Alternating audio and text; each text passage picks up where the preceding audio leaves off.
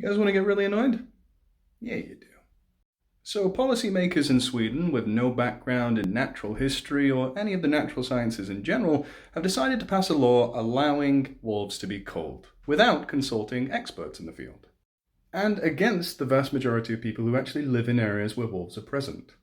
Hunters have been given a permit to kill 75 out of the 460 wolves present in Sweden, but it's not just Sweden these wolves actually live in. Wolves having massive territories move between Norway and Sweden haphazardly, because borders to them, they don't really exist. The Scandinavian wolf, as it is better known, is actually on the endangered species list.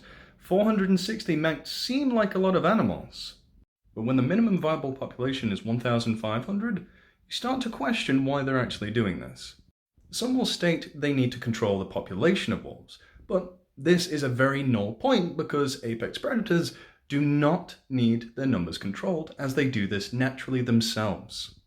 I mean, what do these people think happened before humans even got to the continent? Did aliens just swoop down and just abduct a few? Some say this is necessary to protect farming. Again, that's a very dumb hill to fight on. Wolves live in groups called packs. Surprise, surprise. These packs are led by a mother and a father, and the rest of the animals are usually their offspring. Now, if you are to randomly cull such a large number of animals, you're more likely going to kill a mother or father, the most experienced individuals who know what to avoid and what to actually hunt.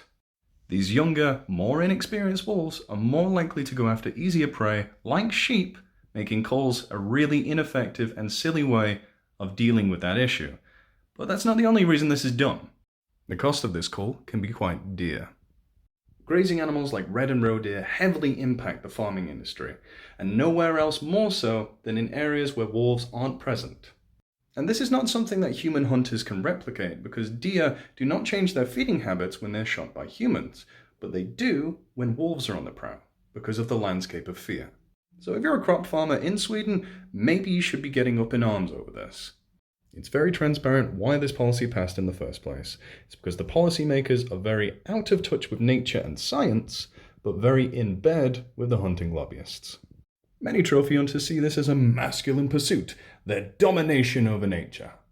Why don't you try and dominate your new PB in the bench press, bro? You're kinda lacking recently. If you live in Sweden or Norway and want to try and make a difference and stop the cull that is going on right this second, please contact your local political representative. Thank you. I will now go put my shirt back on.